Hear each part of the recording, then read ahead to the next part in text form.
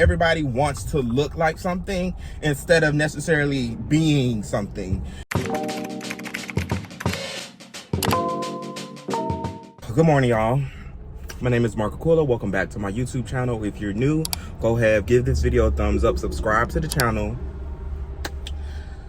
I got a lot of thoughts. I got a lot of feelings today, okay? I'm on my way to work per usual. Y'all already know this. And in today's video, I really just thought about, y'all, I've been in LA now for a year and a half, nearly 2 years. So pretty much more than a half, nearly almost 2 years. It'll be 2 years in August. And I gotta be honest with y'all. LA is ghetto. And I'm gonna preface it also by saying that there's no, like, okay, I've been here a year and a half. I'm not in a rush to leave. There's not really another place outside of New York. I do want to test out New York, but I'm not saying this in the tone of I'm ready to leave. I'm just saying it in the reality of this city. LA is very ghetto. You know what I'm saying? LA is like a catfish. LA is like the true definition of catfish, because and let me hear me out. The LA that's portrayed on TV, in movies, beautiful gowns, it's true. LA is very pretty, but it's also very ugly at the same time. Like, if you driving down LA, you'll be like, oh my God, this is so gorgeous. But then when you look to the right and then you zoom in, you're gonna be like, ugh, what is that? Like, it's so much trash. It's so much graffiti. The homelessness is so, like, discouraging almost. Like, literally, I kid you not, y'all probably know about Skid Row. But what y'all don't know is Skid Row is not the only area. Many blocks in LA are filled with homelessness because it's such a thing here, because it's so expensive to live here. And it's so like, yeah, it get there. LA is one of the places where I have learned in my year and a half being here that it really does get there. Like, I have seen people literally shooting up. I was literally just on a little, jog, trying to get my fitness on. Saw somebody shooting up. Somebody asked me if I wanted some, and I kind of got offended because I was like, bitch, do it look like I want some of that? Do I do that? But then I had to, I came back to my senses. Like, there's no face of drug usage. So, but, you know what I'm saying? I was triggered a little bit. And it's so crazy because, like, LA, on the flip side of that, LA is beautiful. Like, there's so many opportunities. Y'all saw out of the cusp, I just booked a commercial type of situation. And there's so much art here. But I think that is why it can get there, because, and hear me out now, y'all know the stories, artists are some of the most troubled people a lot of the times. Not some of the times. Because first of all, in order for you to really, like, put yourself out there, display your art, that's very, like, vulnerable. So a lot of people, even me, like, I don't do hard drugs, but I do smoke weed. And, like, sometimes, like, especially, like, if I want to dance real quick, I'll just smoke a little bit because it releases my inhibitions and it gets me out of my head and it gets me into my body, quote unquote, and I'm able to feel, like, the movement and everything. And for a lot of people, that's very common, right? Weed. But for a lot of people, it does go outside of weed as well, when either, like, a lot of, like, your favorite musicians, but y'all know this already, I'm sure, they be coked out.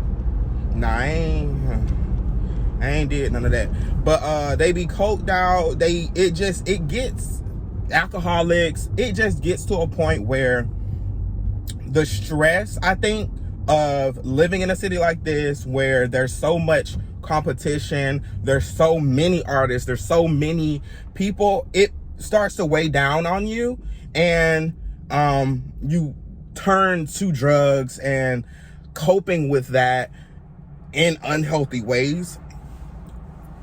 And I think it's hard, you know, coming from me, because I know that, like, I work in corporate still, you know what I'm saying? So I know that my direct lineage of source of income is going to be my job and, you know, my little side hustles, and any gig, dance gig, social media gig I get, that's just additional income. But for people who are literal artists and that's really all they want to do, this is a tough place because it's so expensive. And I understand, honestly, how a lot of people end up getting bamboozled when they move here, because you do get sold a dream. And it's a lot of crooked people out here that will be like, oh, I'm going to change your life, da da da da da. I work with this person, this person, this person. And then you believe them. And then 6 months later, you bankrupt, you ain't got no money because they done stole all your money. Or 6 months later, they haven't booked you not one gig because they not who they said they were, because they put up this facade. And because of social media, you were able to believe it because they actually did meet some of the celebrities that they said. But that, you don't ever know with LA. Like, everything is such a show here. Everything can be such a show. And that's not LA specific. That's any big city with an entertainment industry, I feel like. Atlanta is the same way. Everybody wants to look like something instead of necessarily being something. And not, yeah, I said it. I was going to try to, you know, make it sound a little sweeter, but no, that's literally what it is. Everybody want to look like something and not necessarily be something. And that shit is crazy. And the appeal to LA, now, on the flip side, it is beautiful. The weather, look at the sun. Look at me in the sun. The weather is beautiful. The people are, if you find the right people, I do enjoy the people here because they are more open-minded. It's not as much of a, because I'm from the South, so it's not as much of that closed-in way of thinking. Everybody is more like explorative. I was talking to my friend on her podcast, and I'm gonna link it in the description box below, but we were talking about how, you know, since living here, I don't have like shame when it comes to sex, sex exploration, or even just like, you know, like that whole thing, because this is a very sex positive place for the most part. I haven't felt like, y'all know I'm on the spectrum. I identify more so as queer, because I like a taste of everything, everybody, maybe I should say everybody, not everything. But and I don't feel no type of judgment. Whereas when I was in Atlanta, although Atlanta is a gay ass, queer ass city, it's still in the confines of that Southern Bible Belt industry type of vibe. So though it is very gay, it is still very judgmental, and you feel it, or at least I felt it. And that could be based off of the communities that you know, be in, but I felt it there still. And whereas here, no. I feel like LA has pushed me in so many different ways to get outside of my way of thinking that I can't really talk too much shit about it. But what I can say about it is, it is ghetto. It is very expensive. Y'all, it cost me $73 to fill up my vehicle. And I feel like y'all hear that. It cost me $73 to fill up my vehicle because gas is literally $6. That's insane. Insane. And this ain't even no luxury car. This ain't premium. This Jetta take regular unleaded. Why is regular unleaded $73? And I also want to just mention, like, now that I'm kind of like meeting, because for a minute I was really just with my friend group, right? But now that I'm kind of like branching out, doing more things, especially like within the entertainment industry and stuff like that, I see that there are a lot of opportunistic people out there.